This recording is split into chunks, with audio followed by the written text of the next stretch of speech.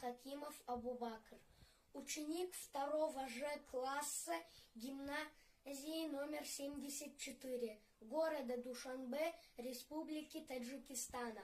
Степан Кадашников.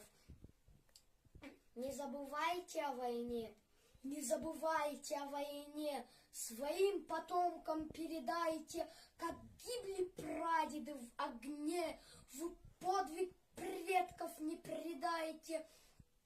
Не забывайте обелиски на месте подвигов былых, пускай война уже не близко, вы все же помните о них.